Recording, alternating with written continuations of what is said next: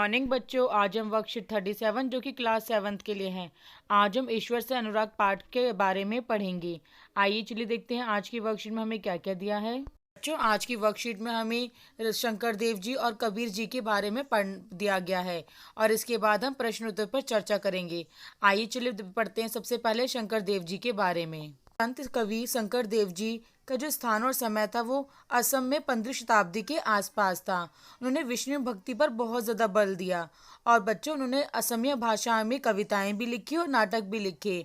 उन्होंने ही नामघर यानी कविता पाठ और प्रार्थना गृह स्थापित करने की पद्धति चलाई जो आज चल रही है। शंकर देव जी की भक्ति का सार था एक शरण नाम धर्म, यानी एक सर्वोच्च सत्ता के प्रति समर्पण, यानी कि एक इसके नाम से जाना गया। तो बच्चों इसका मतलब था कि एक शरण एक नाम धर्म है, यानी कि हमें ईश्वर के प्रति सच्चा समर्पण करना चाहिए। और शंकर देव की शिक्षाएं भगवत गीता और भागवत पुराण पर आधारित थी। उन्होंने भगवत गीता और भगवत पुराण पर आधारित अपनी शिक्षाएं भी लिखी थी। उन्होंने ज्ञान के प्रसार के लिए सत्र और मठों की स्थापना को प्रोत्साहित किया कि ज्ञान फैलाने के लिए जगह जगह सत्र या मठ होने चाहिए। और उनकी प्रमुख रचना में क्या है? कीर्तन घोष है, यानी उनकी प्रमुख रचना कीर्तन घोष है। तो बच्चों ये सब हमने किसके बारे में पढ़ा? संत कवि शंकर देव जी के बारे में। आइए चलिए पढ़ते हैं संत कवि कबीरदास जी के बारे में। बच्चों, आपने हमेशा अपने आसपास संत कबीर जी के दोहे वगैरह सुने होंगे, तो आज हम उन्हीं के बारे में पढ़ेंगे। ये बनारस और 15वीं-16वीं शताब्दी के आसपास का इनका जीवन था। उनकी सखियों और पदों का विशाल संग्रह है जिससे उनके विचारों की जानकारी मिलती है। यानी बच्चों उन्होंने सखियाँ और पद लिखी हैं।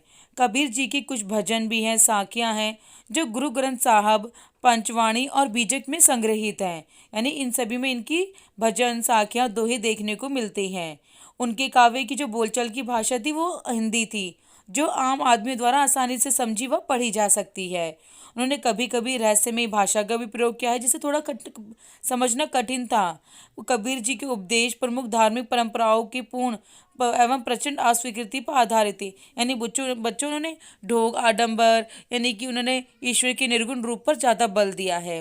कबीर जी निराकार परमेश्वर में विश्वास रखते थे, यानी वो मूर्ति पूजा के विरुद्ध थे। उन्होंने ये उपदेश दिया कि भक्ति के माध्यम से ही मुक्ति पाई जा सकती है। हिंदू और मुसलमान दोनों लोग उनके अनुयायी थे, यानी कि उनको मानने वाले लोग कौन थे? हिंदू भी थे, मुसलमान भी थे। वो सभी धर्मों का सम्मान करते थे। बच्चों, अगर आप अपने आसपास देखेंगे, अगर मम्मी पापा किससे पूछेंगे कबीर जी के दोहे, तो आप उनके कबीर जी के दोहों के बारे में जानकारी प्राप्त करके अपनी कॉपी में लिख सकते हो। बच्चों, भक्ति संतों में एक महत्वपूर्ण योगदान संगीत के विकास में भी था। बंगाल के जयदेव ने संस्कृत में गीत गोविंद की रचना की, जिसमें हर एक गीत का विशेष राग और ताल है। संगीत पर इन संतों का एक महत्वपूर्ण प्रभाव भजन, कीर्तन आदि का प्रयोग था। इन गीतों ने जो मनोभाव मतलब कि बहुत अच्छे अनुभवों के बारे में बल देते थे, जिससे कि आसपास के लोग, जनमानस या आम जनता बहुत ज़्यादा प्रभावित थी। तो बच्चों, इस प्रकार हमने संत कवि शंकर देव जी और कबीर जी के बारे में पढ़ते हुए संगीत के महत्व को समझा। आइए चलिए देखते हैं प्रश्न उत्तर। प्रश्न 1, शंकर देव जी ने कौन सी पद्धति चलाई? तो बच्चों, शंकर देव जी ने नाम घर, कविता पाठ और प्रार्थना गृह की पद्धति चलाई थी। आइए देखते हैं प्रश्न 2, कबीर द्वारा अभिव्यक्त प्रमुख विचार क्या थे? उन्होंने इन विचारों को कैसे अभिव्यक्त किया? तो बच्चों, कबीर जी निराकार परमेश्वर विश्वास रखते थे कि ईश्वर का कोई रूप नहीं है, हमें ढोंग आडंबर इन सबको से दूर रहना चाहिए। उनका उपदेश था कि भक्ति के माध्यम से ही हम ईश्वर को प्राप्त किया जा सकता है।